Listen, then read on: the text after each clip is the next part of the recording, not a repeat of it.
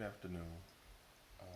My name is Anthony Foley, and I'm an electrician.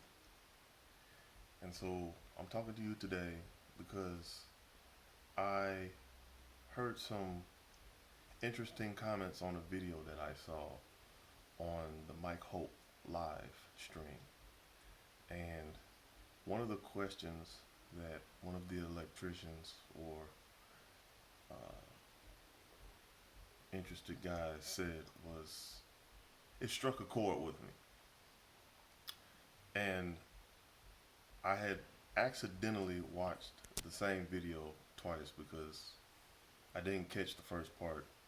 Long story short, I ended up watching them twice and got the same question twice. And I waited a few days, thinking that it's not that big a deal. But then I heard the same question again, and it bothered me again. And so the question was, or comment, whatever, was, I want to get my journeyman license, but I'm afraid that if I do that, my employer will see me as a flight risk. And I guess the assumption is he doesn't want to get it because he doesn't want his employer to see him in a negative way. And that bothers me because I've only been in this trade 6 years, just to give you some background information. And so there's a lot of learning that I have to do myself. But surprisingly, I'm on track. 4 years went by, I worked for a small company. 4 years went by, I got my license. Um, a year later, I got my master's. And for me, it's been a struggle because when I got my journeyman and I took the test and I got my passing grade, I didn't want to believe it. That, like maybe I took the wrong test. There had to be a harder test out there because I heard that it was supposed to be hard and only so many people get their license, and you got to study 400 hours or whatever ridiculous numbers, and I'm just not that guy. I didn't do the school route, no college, or at least I didn't get my degree. I was an average student in high school. I'm just like everyone else, except I just didn't see the point of being in this industry without a license. It just didn't make any sense. And so I got my journeyman and I struggled with that. So a year later, I was like, okay, well, maybe the journeyman is important, but at the same time, in my opinion, you're just a glorified laborer. You can work unsupervised, but in the state of Virginia, you still have to work under a master electrician's license.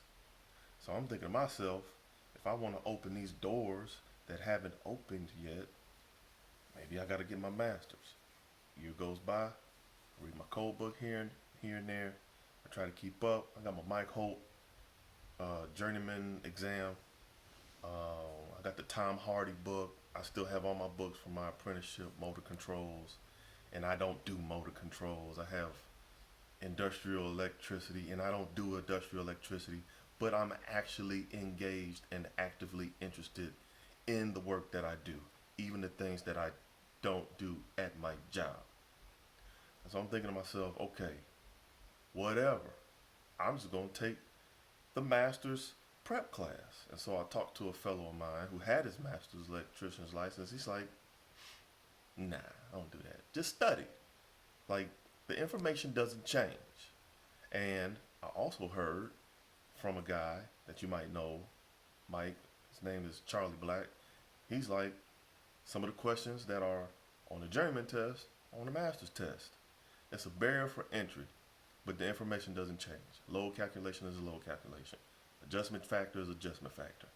You read the question, you answer the question, and ignore the fluff. Pretty basic stuff. Choose the right answer, but you have you have even less limited time to answer the question. I'm like, okay, I'll give it a shot, and I passed, and I still can't believe it. It's like, if I can do it, it must not have been hard enough. That's how I think about it. Like, It's still the wrong test. I paid the money. I studied. I read through the code. I think I got the right answer. And what pissed me off is that they don't give you a grade. It's just pass or fail. So am I 70% master electrician? Am I 95% passing master electrician? I mean, I'm really struggling to accept the fact that I paid all this money for the application, and then I paid again to the testing center just to take the test, and on the first time, I pass it? No. And then I watched this video on a guy that feels like if he gets his journeyman, he's gonna be a flight risk. My man, you're not the only one out here struggling. And the last thing, which is the thing that propelled me to go get these things that I don't fully accept, is that you don't want anyone to have sovereignty over you as the individual. It's got nothing to do about you being an electrician. It's got nothing to do with you being in the trade. But it has everything to do with you just as a man, period. In an industry where men manage other men. But we all have families and wives and mortgages to pay and all that good stuff. You don't want to give up your bargaining power. There's no virtue in not being a threat. That's what I don't understand. And so make no mistake, I'm probably not the most popular guy on my job site. But I got credentials. Like you just can't deny that. And so if you're working for an employer who says if you go out to do better for yourself, I'm going to punish you for that, you're in the wrong place.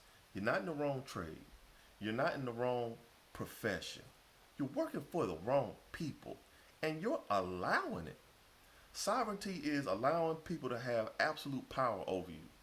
That should scare the living shit out of you, if I may say so. Just excuse my French, but it just needs to be said. Nobody's blood is a different color than yours. You have to give yourself more credit than that. If you got to take it 5 times, the test does not say how many times you had to take it. So everything that everyone is saying about it, whether it be scary or negative or positive, it all boils down to this. Go take it.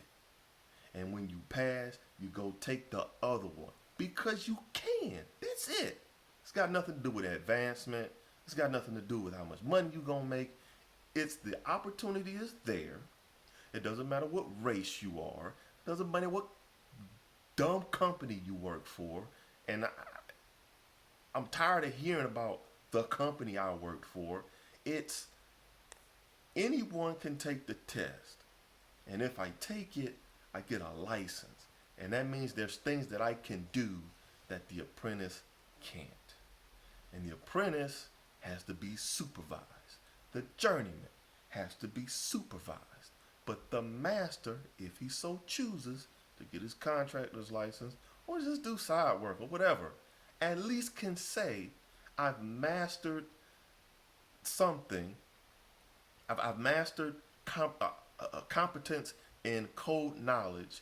Therefore, I'm more trustworthy to be in your home, your establishment, to do work, and you can pay me. There's no middleman. If I choose to be a successful businessman, or if I choose to do just small jobs, I can do that. And if you want to kick me off of your job site, or fire me, or whatever, so be it. So what? There are a lot of big companies out there, and I work for one of them. But I don't work to live. I don't live to work. I work to live. And that's it.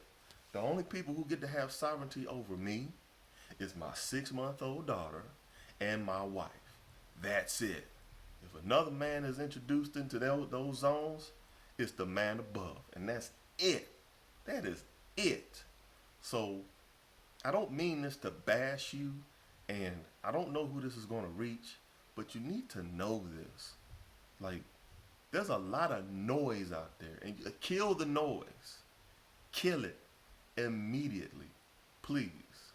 And I'll end it right there. And I appreciate anybody who listens. And if you have any questions or comments, please let me know. Um, and that's it. I appreciate it.